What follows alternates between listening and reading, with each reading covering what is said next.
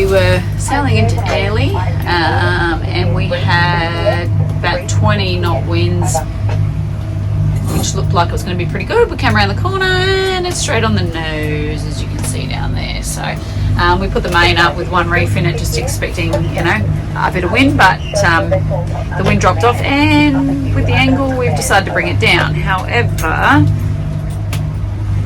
Craig is now climbing up there because there's an issue with one of the lines. I'm not really sure which one it is or what happened, but there's always something.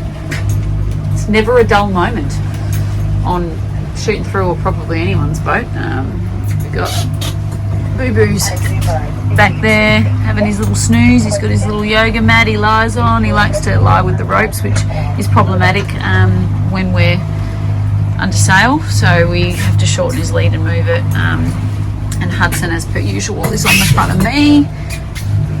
But yeah, what we're going to plan on doing is setting up a little playpen up the front there, and we'll use both of that pole and that pole to tie her and Boo Boo off with lifelines, and put a bit of a mattress up there so they can kind of sit safely up there when we're underway, and then that way we don't have to, you know, worry about Boo Boo getting underfoot or caught in ropes, more to the point, and then Hudson won't be on the front of me either. So Captain's doing something now.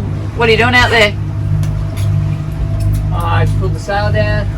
Yeah, the line got caught.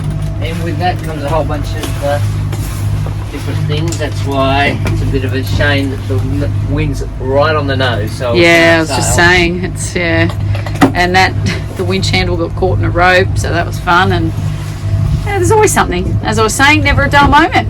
Well, you know what the garden hose is like? It's always got a kick in it. Yeah. Always gets in a knot. Well, multiply that by about 20. Because that's how many ropes are going on it. Yeah. And then sometimes there's 4 or 5 ropes going on at the same time. Yeah, so, it's good. Yeah. It's fun. And the thing with these winches, the self-furling winch is great. So you don't have to pull on the rope. It wraps around here, but the trouble is it actually twists the rope as it goes. Yeah. So over time the rope twists, and then when, as you would know with the garden hose, once you've got a twist in it, it kinks. Oh, nice. And then as they go through the blocks, they jam. Yeah, so you've always got to keep your eye on that stuff. Yeah. We saw a whale, so snoozing away out there.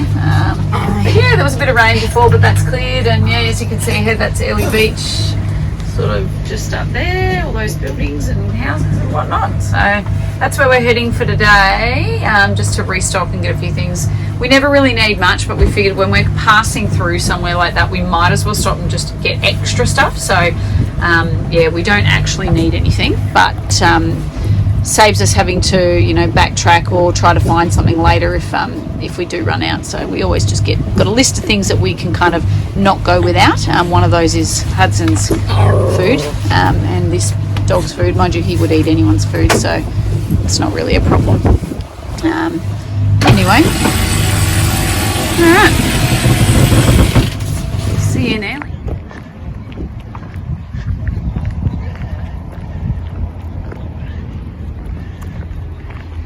Any room to carry me? You seem like you've got some space there. You've got the backpack, the baby, the dog. I'll climb on. I'll put you on my shoulders. I'm carrying my phone. Yeah, you're doing a great job. Yeah. That's all right. We'll share the load one, like, each way. I'll carry it this way and you can deal with it on the way back. Have you got the bags? Oh, okay. Oh, good. Okay, you've got those as well. Them all, yeah. Okay, excellent. Yeah. What's good exercise? Oh, it's fabulous. It's doing wonders for my legs and arms. Yeah, we're getting back into shape after having a baby. That's Well right. done. Oh, See, I'm helping you. I'm your personal trainer. Yeah, good. I'll give you motivation as you walk. Oh, yes, thank you. That's very motivating. I'll motivate, yeah. I'll try to keep my fingers out of the and out of the away video. people. Oh.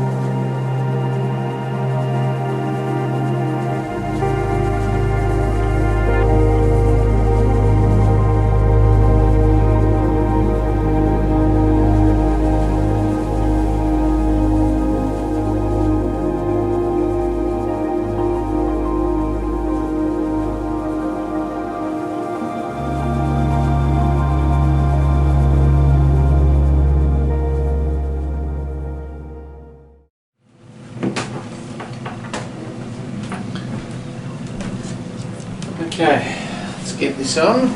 This circus moving. Going into shore today. We're going into shore today, so the preparations begin. It takes a while. First of all, Huggle Bike has to be strapped onto Mum. Don't you? Yes. You're going ashore. Coming. You're going ashore. Oh, I don't know why we do this. The first thing we should do is put Boo Boo in his harness because he just carries on. Boo Boo's getting worked up because he's coming. worried that he may be left behind.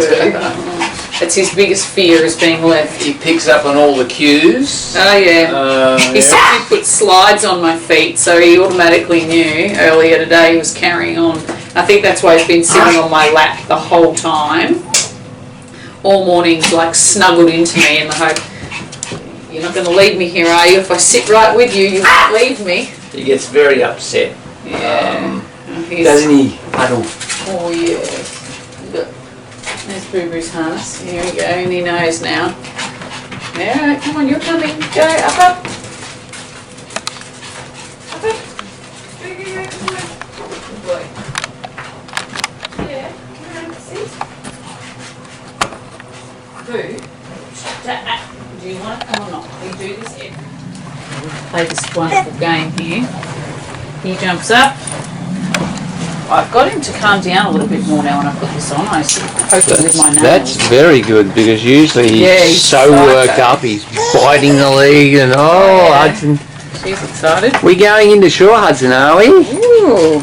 And yes, this harness is filthy because she slobbers like a maniac on it. We wash it, but yeah, we've only washed it once. We'll definitely have to wash it again because. Hey, don't say that. I'm making out that we wash it all the time.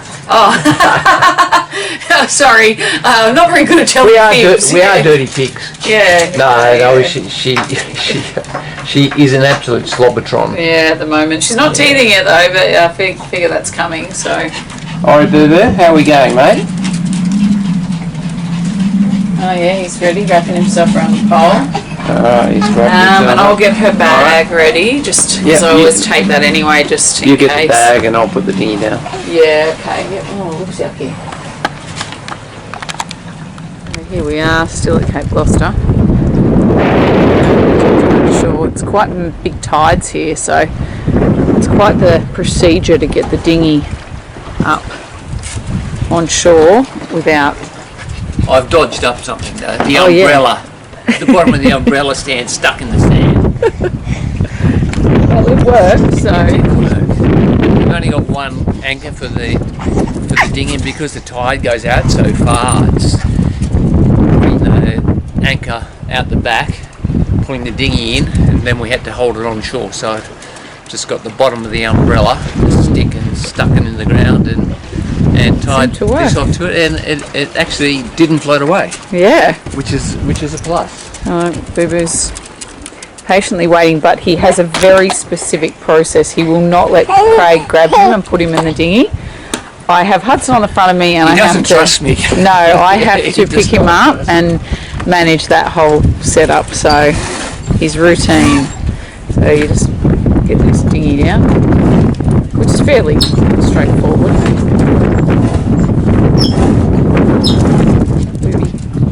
It's easy to bring it up. Yeah, because you're kind of doing that manually, aren't you? Yeah, what are you going to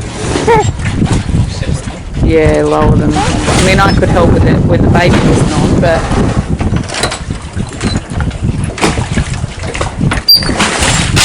Got the scrubbing brush in there to clean the bottom of the dinghy. Yeah, still haven't cleaned it since the Gold Coast. It's got grime on it. You have this weird chain configuration set up on here that you cannot help but step on, and we've tried so many different things and none of them work. Just to hide those chains.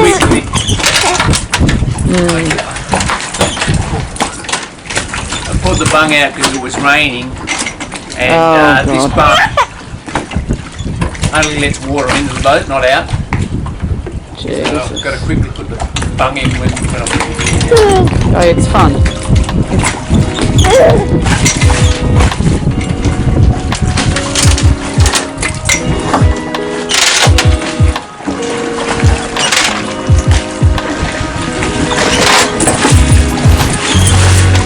see there's a bit of swell in here. Yeah, it's bouncing a bit. It's hard to tell when you point the camera at it, or even when you look at it from inshore. It looks lovely, and then you get on it and you go, oh, okay. There is some white caps out there in the distance. I don't know if it's showing up on the camera that well, but yeah, it's a little bit choppier out there. There we go. Oh. Okay, you can turn that off and I'll put her on the thing.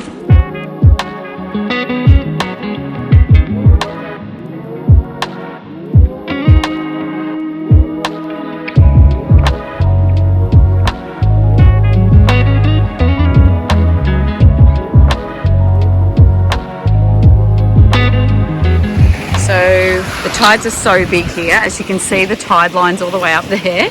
They have these cool rope setups down here for people to tie their dinghy off to because of the tide.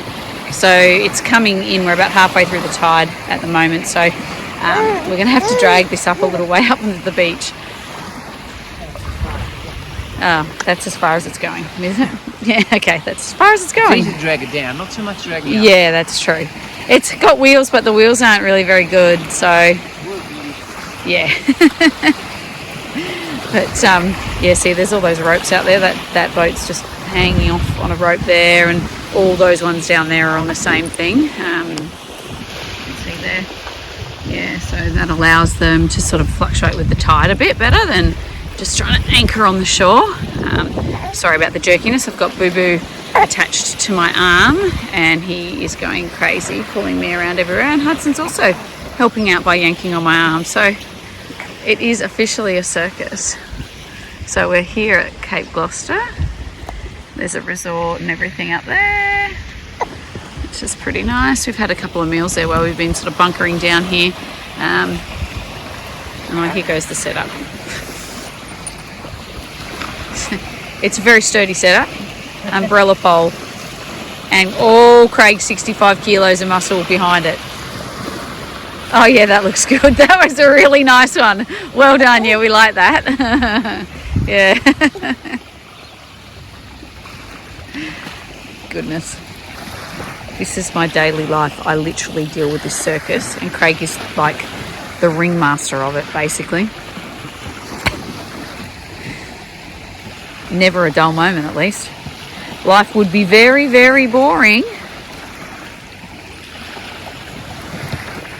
Uh-oh, he's got his rope caught through there. Got the donga on. Yeah, the double ender.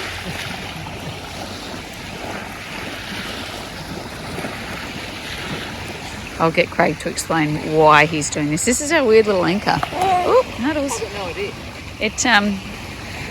It looks like it doesn't do anything, but it kind of does. It's like a plastic toy anchor, and a little flimsy rope, but surprisingly does well. That's why I've got the purpose-built umbrella anchor. Oh yeah, it's a good one. So the tide's going that way, so the boat will naturally come around. So that'll hopefully stop it from... It's just a bit of an added extra. It's not, yeah. It worked the other day in the high tide. It really held the boat well. So yeah, you know, probably should get organised and. Well, we were going to buy another anchor, but we will be getting another yes, one. we will. Yes, we know. We won't. Oh, we'll never use it. No. And then we were going to get it the other day when we were at the shops in Cannon Vale, Really? but decided not to do it, and now we've worked out we probably should. But anyway, all right, we'll show you around. Here we are. Dinghy secured. We think. We'll let you know when we get back if your umbrella trick has worked. It's a long swim out to the boat if we lose the dinghy, and we saw a shark in the water chasing it. Yeah, actually, we really did. So it's not ideal, but anyway, as you can see, there's a little island at low tide. There's sort of a sandbar. You can almost walk out there. I'm not sure if you can walk, but it looked like you could. Yeah, we're pretty close. Yeah. 3 metre tide? Yes. That was on the full moon. Yeah. But I think it's usually around 2.5 or something like that, and then it was almost an extra metre, 3.5 metres or something. Yeah, so we always have to check the tides when we bring the dinghy up, because you know, if we spend an hour or two somewhere and it's a 2 metre tide, it doesn't take long. No. you either high and dry or dinghy floats away. You got to swim to the dinghy. But yeah, so we're just walking around to, I don't know, what's this inlet called? Is this a shag inlet or whatever? Yeah, could be. I don't know. I'll have to check that out. But it was quite narrow. It looks like it's massively wide, but there's some really shallow points, and it's sort of you're kind of weaving your way in and around when you're coming in. Actually this place is a base for a yacht club called Shaggers Yacht Club, and they have a big function on in a couple of weeks. Which we might be. And we totally I personally had the wrong idea, because it's not a place, not a marina, and they call it Shaggers. Yeah. So I thought, what the hell? But apparently this inlet's called Shag Inlet. So the unofficial yacht club is Shaggers. Which sounds interesting to say the least. But I'll just turn around, you can see. So if you look, that's that little island, and then that's the big one. I think that's Gloucester Island, isn't it? Is that a Gloucester Island? Yeah, that one? Yeah, that one. Yeah. It's quite beautiful. We did try to duck in. If you can see, there's like just on the point there, just behind that point, we did try to move from this bay and go over into that point in the hope that it might be a little protected from these winds, but it was not. We got out there, it was windy, it was bouncy. 25 knots or something. Yeah, mind you, this looks extremely calm. I almost think we could potentially do a journey out of here comfortably. See those white caps out there? No. See those boats heeling over? Oh yeah, but that's just wind. Yeah, but it's not coming from the direction that it was originally. No. Because I was expecting it to be. The only thing is where we're going, so there's quite a swell on. It's not necessarily the wind. It's the rolliness, which is fine. It just makes you uncomfortable when you're sleeping.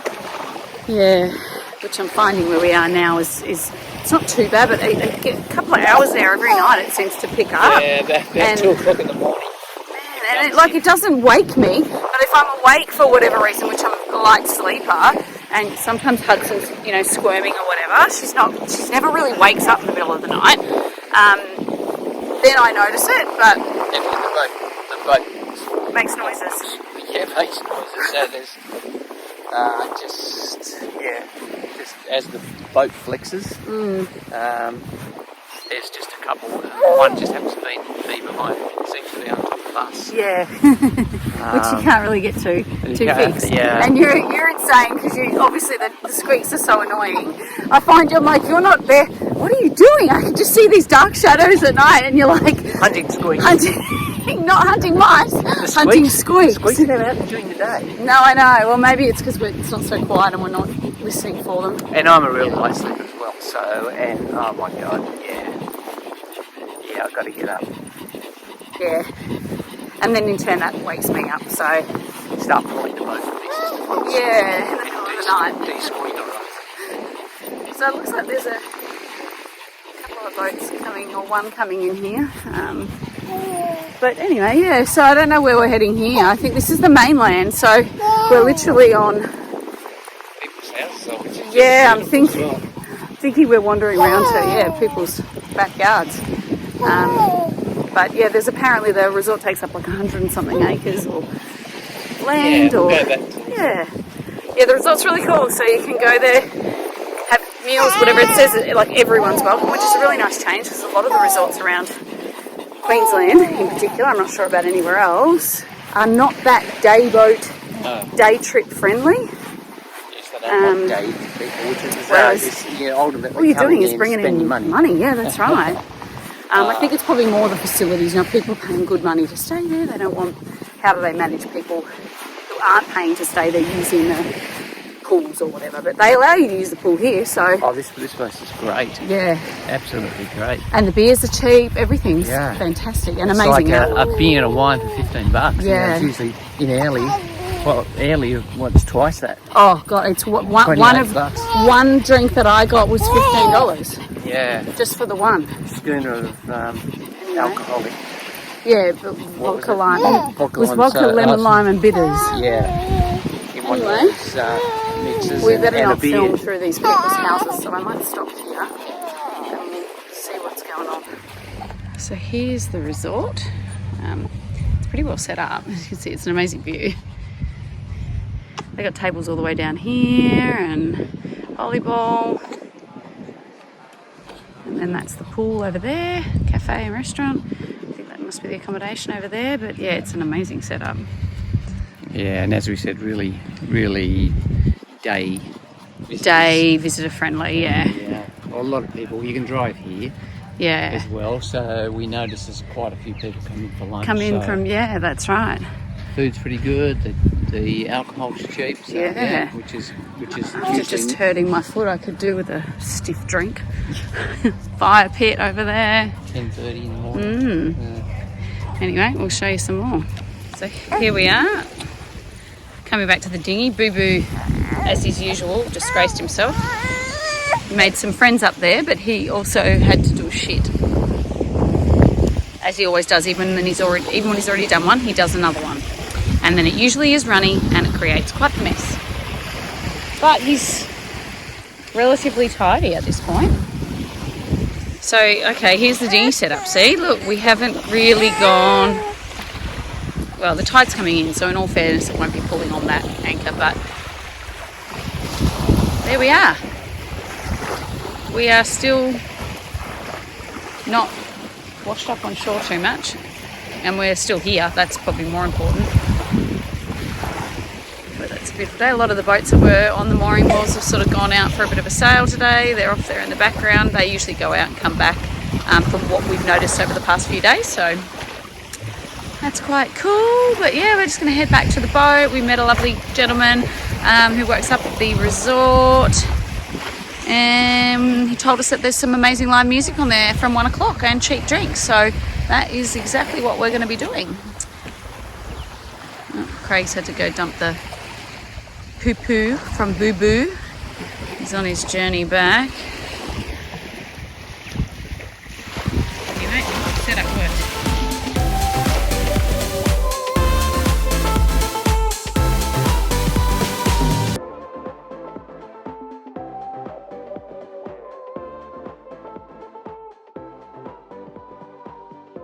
Thank you for watching, and please support us by clicking the subscribe button below.